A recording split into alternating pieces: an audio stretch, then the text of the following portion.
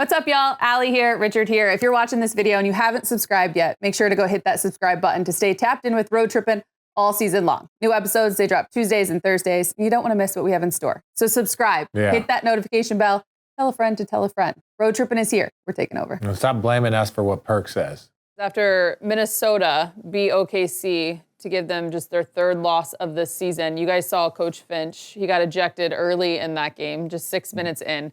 This is a quote from last year that Coach Finch gave. He did not speak to the media after the loss on Friday, but he did say, it's frustrating to play OKC because they foul a ton and you can't really touch Shea. Are you seeing what he sees?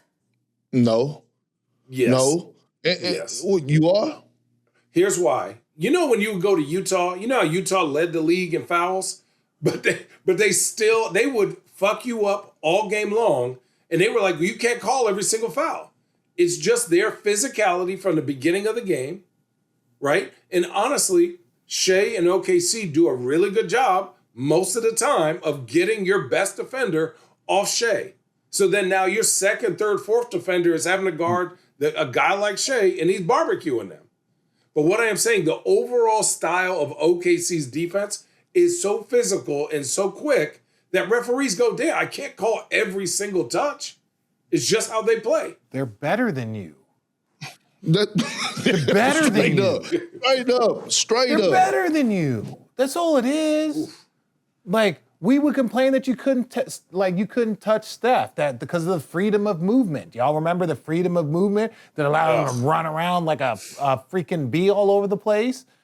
And it was like we weren't allowed to body check him. We weren't allowed to hit him. We weren't allowed to redirect him. So we complained about that.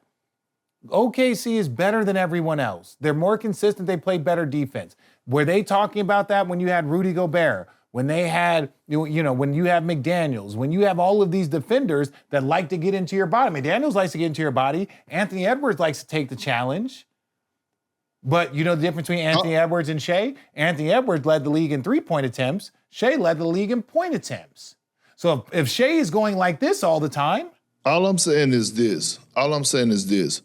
Sam Presti is from Massachusetts, I believe. Where? Correct? Yeah, I believe he's a dentist? Shut up, bitch. Shut up. Anyway, Boston started it.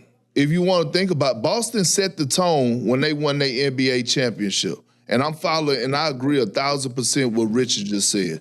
Boston set the tone because Boston had a team full of what? Two-way players. When you look at their starting lineup, the year that they won the championship, in 2024, it was Jason Tatum, two-way player. Jaylen Brown, two-way player. Kristaps Porzingis, two-way player. Derek White, two-way player. Drew Holiday, two-way player, right? Al Horford, two-way player. Sam Presti said, oh, that's what I need. So what he did was, and shout out to him, that's why people say he has the best eyes in sports for us getting talent. He goes and get two-way players. Is no other team in the fucking league that are substituting first-team all-defensive players and bringing in second-team all-defensive players like OKC. But not only are they defensive players, but all of those guys are underrated playmakers. Underrated playmakers. Can I ask you guys a question, Perk? Huh? Can I ask you a question? Yeah. Okay. We're talking about peak Drew Holiday, right? Everybody here, peak Drew Holiday? Does Alex Caruso play more aggressive defense than peak Drew Holiday? They was the same. Does Cason Wallace, does he play more aggressive defense than peak Drew Holiday? No. Does Lou Dort play more aggressive defense than peak Drew Holiday? Mm-mm. Does Jalen Williams play more aggressive defense than peak Drew Holiday? No, but they got 5 of them. They got 5 peak. Yeah. They got 5 Drew Holidays. Is my point. If you got 1 or 2 dudes that are out there playing aggressive defense, like again, him and Derek White at the point, like the head of the snake, you're like, oh shit, what the hell are we gonna do? Then you get to those big wings of JT and Jaylen Brown. Right? My point is, if you got 5 Drew Holidays on your team and they have the ability to play that aggressive, that physical, and you got more dudes come, yes, I'm going to complain about that. Same way they used to complain about Shaq in 3 seconds. They're going to complain about Shaq and how aggressive and how he drops his shoulders and use their elbows. If you are the most dominant in whatever, they find ways to critique you.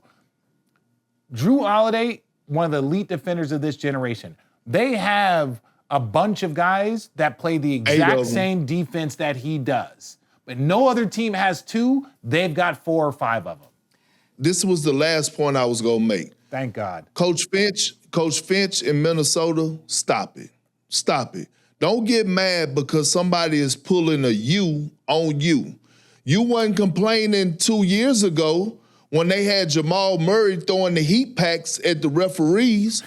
How physical were they at Jamal? No, seriously. How physical was that series? You remember what Anthony Edwards and Jay McDaniels was doing to Jamal Murray in that series? They were mucking it up. They were touching them. Nobody was fucking complaining. Pat Bev. No one was complaining, so don't get mad when somebody pull a U on you. That's your problem. And I don't want to hear about SGA getting all the calls. He lead the league and made contested 2-point jump shots. Lead the league in them. I don't want to hear that shit. My bad, Allie. Mayor of OKC has spoken.